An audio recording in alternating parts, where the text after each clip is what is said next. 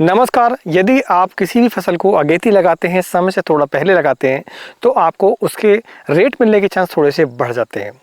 खासकर ठंड के समय पर देखा जाता है कि बेल वर्गीय सब्जियां नहीं हो पाती हैं, खासकर उनका जर्मिनेशन भी नहीं हो पाता। आज इस वीडियो पर मैं आपको करेले की खेती के बारे में संपूर्ण जानकारी दूंगा।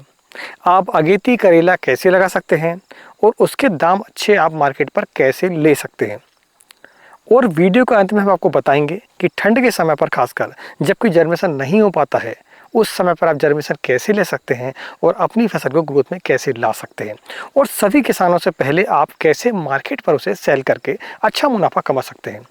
यदि आपने मेरी बताई गई विधि के अनुसार जर्मिनेट किया और यदि उसको लगाया, तो आप यकीन मानिए आपको जो करेले के दाम मिलने वाले हैं वो कम से कम 50 रुपये किलो तो मिलने वाले हैं। और यदि करेले के दाम आपको 50 रुपये के जी मिल जाते हैं, खासकर ठंड के समय के बाद जो निकलता है, यानी कि आपको जो हार्वेस्टिंग है वो लगभग मार्च के महीने में स्टार्ट होगी, तो उस समय पर यदि आपको करेले की हार्वेस्टिंग मिल जाती है तो आप यकीन मानिए आपको दाम अच्छे मिलने वाले हैं। और दूसरी सबसे बड़ी खास बात ये होती है इस समय के करेले की कि उस पर रोग नहीं आते हैं, क्योंकि ठंड के समय पर इंसेक्ट संबंधी रोग जो है वो बहुत ही कम आते हैं या फिर नहीं आते हैं। ये सारी समस्या आपके अप्रैल के बाद ही स्टार्ट होती है। तब तक आपकी हार्वेस्टिंग इतनी निकल जाती है कि आपकी लागत और आपकी कमाई भी खड़ी हो जाती है।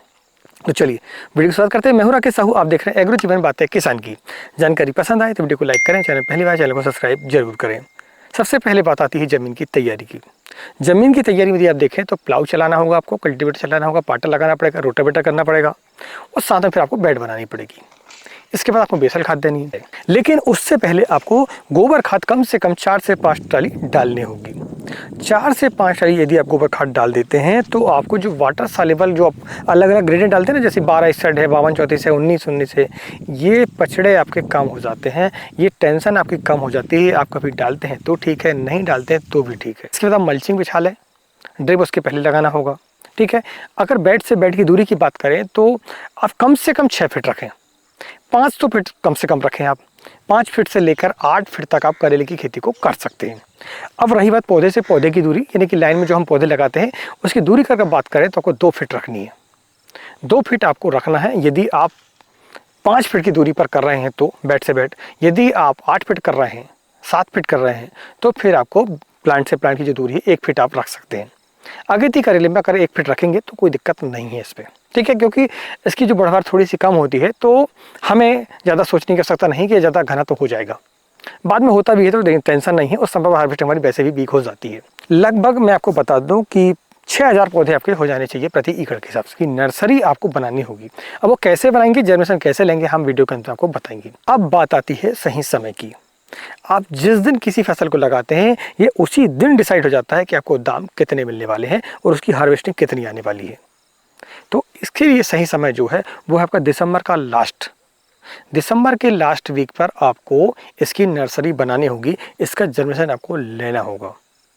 ये आप समझ के चलें, आपकी नर्सरी जो है लगभग 25 से लेकर 30 दिनों में बनके तैयार हो जाती है। कैसे बनाते हैं हम आपको आगे बताएंगे। अब हम बात कर लेते हैं कि इस पर रोग कौन से आते हैं और हमें क्या सावधानी बरतनी चाहिए। तो उनमें यदि हम देखें तो फंगस संबंधी रोगों में डाउनी मिल्डी और पाउडर मिल्डी, ये 2 ही रोग इसमें खासकर आते हैं। इसके अलावा हम देखें तो इंसेक्ट संबंधी रोग आते हैं आपके, तो थ्रिप्स है, वाइट फ्लाई है, माइट्स भी आती हैं कभी कभी, तो इनको आपको समझ के चलना पड़ेगा। जो उड़ने वाले पतंगों का देखें तो एफेड जैसेड ये भी आते हैं। इसमें सबसे बड़ी समस्या जो आती है वो आती है थ्रिप्स की, और एक आती है आपकी वाइट फ्लाई की। बाद में फिर फल मक्खी की समस्या आती है। तो फल मक्खी की समस्या कोई खास नहीं है। इस पर अगर फेरोमोन ट्रैप लगाते हैं, जो आपका बेल वर्गीय के लिए फेरोमोन ट्रैप आता है उसे लगाते हैं आप एकड़ में 10, तो आपकी ये समस्या आपकी दूर हो जाती है। अब बात आती है थ्रिप्स मेंटेन की, वाइट फ्लाई मेंटेन की। तो देखो भैया, इंसेक्टिसाइड में आपको मैं बता दूं कि कोई भी आप अगर ऐसा सोचें कि मैं कोई आपको जादू की छड़ी दे दूं कि यार ये दवा डाल लो आप ठीक हो जाओगे, तो ऐसा कुछ होता नहीं है। इसमें आपको बारी बारी से कम सप्ताह में एक बार किसी भी एक प्रकार का सिस्टोमेटिक इंसेक्टिसाइड और एक कॉन्टैक्ट इंसेक्टिसाइड आपको डाल के चलना पड़ेगा। इल्लियों के लिए आपको फिर जैसे कि डेलीगेट है, आपका फैम है, कोराजिन है, इन्हें आप डालें। थ्रिप्स की बात करें तो थाइमाथाक्सम है, इमिडाक्लोपिड है, एसिटामिप्रिड है, कटाप हाइड्रोक्लोराइड है। तो इन्हें आप समय समय पर बारी बारी से हर शेड्यूल पर आप चला गए इसको एक सप्ताह में एक बार। तो अगर ये आप सब करेंगे तो आपको इंसेक्ट संबंधी समस्या नहीं आती है। लोग हमें कमेंट्स करते हैं कि यार हमारी फसल पर वायरस आ गया, आप क्या करें। भैया कुछ नहीं कर सकते आप। वायरस आने के पहले ही आप जो कुछ करना है आपको कर सकते हैं, लेकिन वायरस आने के बाद आपके पास कोई ऐसी जादू की छड़ी नहीं है कि आप उसे ठीक कर सकें। कोई कितना ही बोले आपको मानना बिल्कुल नहीं है। वायरस ठीक नहीं होता है, थोड़ा बहुत कंट्रोल होता है, यानी कि आपके 4 पौधे पर आ गए तो 4 से 8 नहीं होंगे। ये आप कर सकते हैं इंसेक्ट प्रबंधन करके। अब हम बात करते हैं कि यार फंगस को कैसे हम कंट्रोल करें। फंगस में जो पाउडरी मिल्डी है वो आती है अभी शुरुआती ठंड के समय पर, खासकर नीचे की पत्तियों से स्टार्ट होती है। डाउनी भी आपकी नीचे पत्तियों से स्टार्ट होगी, लेकिन डाउनी अभी थोड़ी आपकी लेट आती है। कब? जब आपके फ्लावर आने लगते हैं तब। लेकिन पाउडरी आपकी पहले ही आ जाती है। आप क्या करते हैं, ठंड के समय पर सुबह सुबह पानी दे देते हैं या रात में पानी देते हैं, तो फिर उस समय पर जो ओस है वो ऊपर चढ़ जाती है पत्तियों पर और वहाँ पर नमी रहती है, तो पाउडर मिल्डी की समस्या आपकी बढ़ जाती है। इसका उपचार यही है कि आप जब पानी दें तो कम मात्रा पर दें। आप बार बार पानी ना दें भैया, 4 से 5 दिनों में एक बार पानी दे दें आप ठंड के समय पर, बस हो गया। नमी मेंटेन रहे बस इतना है। आपको हर दिन ऐसा नहीं यार 1 घंटे चाहना आना पानी अपने को, ऐसा आपको बिल्कुल नहीं करना है। नमी जितनी देर तक ज़मीन पर रहेगी पाउडर मिल्डी की समस्या हमारी उतनी ही बढ़ जाती है।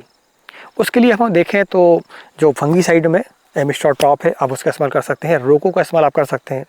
आप सल्फर को समय समय पर ठंड के समय पर देते रहते हैं, लिक्विड वाले का या फिर पाउडर फार्म वाले का, तो फिर आपकी समस्या ये नहीं रहती है। आप दूध का स्प्रे भी कर सकते हैं सप्ताह में 1 बार। नेसोडियम का इस्तेमाल कर सकते हैं आप। कई प्रकार के फंगीसाइड है, आप उनका इस्तेमाल कर सकते हैं। डाउन मिल्डी के लिए आप इक्वेशन प्रो का इस्तेमाल कर सकते हैं, एक्रोवेट कंप्लीट का इस्तेमाल कर सकते हैं, जेम्प्रो का इस्तेमाल कर सकते हैं, COC का इस्तेमाल कर सकते हैं। तो इन सभी फंगीसाइडों में से आप एक का इस्तेमाल एक के बाद एक करते रहें, ठीक है। ये नहीं कि आपने COC आज डाला फिर आपके 4 दिन के बाद 8 दिन बाद फिर आपने COC डाल दिया, भैया रखा था डाल दिया, ऐसा कुछ नहीं होता है, अगले बार डाल देना आप। तो इस तरीके से आप फंगस को भी कंट्रोल कर सकते हैं। अब बात ये आती है कि यार हार्वेस्टिंग कितने दिनों में आपकी स्टार्ट होगी। तो लगभग वैरायटी के साथ मैं आपको बता दूं, वैरायटी देखो 2 प्रकार की वैरायटियाँ होती हैं। एक तो लंबा करेला होता है हमारा और एक चूहिया करेला होता है, छोटा करेला होता है। आपके एरिया पर जो चलता हो उसे आप लगाएं, लेकिन मेरा अनुभव ये है कि बड़े करेले से ज़्यादा आपको छोटे करेले के रेट ज़्यादा मिलते हैं। अगर बड़ा करेला आपका 20 रुपये बिकेगा तो आपका छोटा करेला 30 रुपये बिकेगा, 10 रुपये का डिफरेंस वैसे हो जाता है आपका। तो आप ऐसी वैरायटी का चयन करें जो कि आपके एरिया पर चलती हो। प्रमुख वैरायटी में यदि हम देखें तो लंबे करेले में अमन श्री बहुत ही बढ़िया है। इसके अलावा आकाश लगा सकते हैं वीनर कंपनी का। इसके अलावा आपका 13-15 है छोटे करेले में, लिटिल चैम्प है छोटे करेले में, अनुष्का है आपका बड़े करेले में, पॉली है आपका ईस्ट वेस्ट। तो आप अपने एरिया के हिसाब से देखें आपके यहाँ कौन सा चलता है उसके हिसाब लगा दें, लेकिन छोटे करेले की डिमांड सबसे ज़्यादा होती है क्योंकि देसी सेगमेंट कहलाता है ये। अब बात आती है सबसे बड़ा मुद्दा कि यार जर्मिनेट कैसे करें इसको। जर्मिनेट करने के लिए मैं आपको बता दूं कि सबसे बड़ी बात यह है कि आपको नर्सरी बनानी पड़ती है। यदि आप अगेती करेले की खेती करते हैं तो बेल की कोई भी आप खेती करते हैं अगेती, तो आपको नर्सरी बनानी पड़ेगी खासकर ठंड के समय के लिए, ठीक है। तो दिसंबर का महीना होगा, लास्ट सप्ताह होगा, आप नर्सरी को तैयार कर लें। अब नर्सरी तैयार करने में सबसे बड़ी समस्या ये आती है कि आपका जर्मिनेशन नहीं हो पाता। जर्मिनेशन के लिए आपको गर्म पानी करना है। गर्म पानी यानी ऐसा कि आप नहा सकें उससे, ठीक है। इतना आपको गर्म पानी करना है, ज़्यादा नहीं करना है, थोड़ा सा गर्म कर लें आप कि आप हाथ उसमें डाल सकें, ठीक है।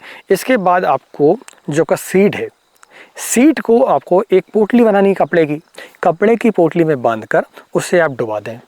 कितने घंटे के लिए? 36 घंटे के लिए। आप 36 घंटे के बाद उस पोटली को निकाल लें और निकालने के बाद फिर क्या काम करें, अपनी जूट की बोरी होती है, जो सन का बोरा होता है, जूट की बोरी होती है जैसे आप गल्ला वगैरह भरते हैं, उसमें आप लपेट दें और लपेटने के बाद उस बोरे को आप गीला कर दें। और गीले करने के बाद यदि आपके यहाँ भूसा रखा हो, जो पुआल होती है हमारी, चाहे वो गेहूं की हो और चाहे फिर वो आपकी धान की हो, जो धान का भूसा होता है हमारा, जो पुआली होती है हमारी, पराली होती है, उसके अंदर आप जो हो उसे डाल दें। यानी कुल मिला के बात यह है कि गर्माहट होनी चाहिए। उसे आप जो है कम से कम 3 दिनों के लिए आपको उसे रखना पड़ेगा। या फिर आपके पास पुआल ज़्यादा नहीं है तो आप क्या करें, फिर एक बड़ा सा बोरी लें, ठीक है, बैग ले लें आप 50 किलो वाला, और उसके अंदर पहले आप जो है पुआली को भर दें, फिर बीच में उसमें सीट को दबा दें पोटली को, और फिर इसके बाद फिर से उसमें पुआल कर दें, नहीं कि बीच में आपको पुआल दब जाता है, और फिर उसको बांध के और ऐसी जगह पर, अंधेरी जगह पर रखें जहाँ पर ठंड हवाएं ना आती हों। तो आप देखेंगे 3 दिनों के बाद आपका जो सीड है वो जर्मिनेट हो जाता है। जर्मिनेट होने के बाद फिर आपको क्या करना है, उसे आप ट्रे ले लें, आपकी जो नर्सरी वाली ट्रे होती हैं, जो कोकोपीट की ट्रे होती हैं आपकी, ठीक है। आपको 108 खाने वाली नहीं लेना है, आपको बड़े खाने वाली, छोटी बड़ी आती है उसमें 54 खाने होते हैं उसमें, ठीक है, उसे आप ले लें। या छोटी वाली भी ले सकते हैं, ऐसा कोई दिक्कत नहीं है, लेकिन क्या होता है पौधा का लंबे समय तक रखना होता है हमें, तो फिर थोड़ी सी दिक्कत आती है। तो आप उसकी सीडलिंग करें। कोकोपीट ले लें, कोकोपीट में 20% आप खाद मिला लें, गोबर की खाद या कंपोस्ट खाद, यानी कि 8 भाग हो गया आपका कोकोपीट और 2 भाग हो गए आपके गोबर खाद या कंपोस्ट के। और इसे मिश्रण करके मिला के और फिर आप ट्रे को भरें, और ट्रे भरने के बाद फिर आप उस जो सीड है, जो अंकुरित वाला सीड है हमारा, उसे आप रख दें, और रखने के बाद फिर उसे ढक दें कोकोपीट से। और ढकने के बाद फिर उसे क्या काम करना है आपको, कम से कम एक के ऊपर एक 10 ट्रे रखनी है, 10 से आप ऊपर नहीं रख सकते हैं। उसके बाद फिर आप प्लास्टिक से उसे ढक दें, जो कि मल्चिंग वाली प्लास्टिक होती है, उससे आप ढक दें। और अंधेरी जगह में, यानी कि धूप नहीं आनी चाहिए, नहीं तो धूप आता है तो क्या होता है कि फिर थोड़ी दिक्कत आती है उसमें, तो आप ढक के रख दें। और ढक के रखने के बाद फिर आप देखेंगे 2 से 3 दिनों में आपका जर्मिनेशन, यानी कि पौधा आपका निकल जाता है। फिर उसे आप जो है 20 से 25 दिनों के बाद टीपी कर सकते हैं। तो ये सिंपल सा प्रोसेस है, आप इसे करें और आप जर्मिनेशन बड़े आसानी से कर सकते हैं। अगर कोई दिक्कत हो तो आप कमेंट बॉक्स पर हमें लिख सकते हैं। अगर जानकारी पसंद है वीडियो को लाइक जरूर करें, और जब पहले चैनल को सब्सक्राइब जरूर करें। मिलते हैं नई वीडियो में एक नई जानकारी के साथ। तब तक नमस्कार, जय हिंद, जय किसान, जय जवान।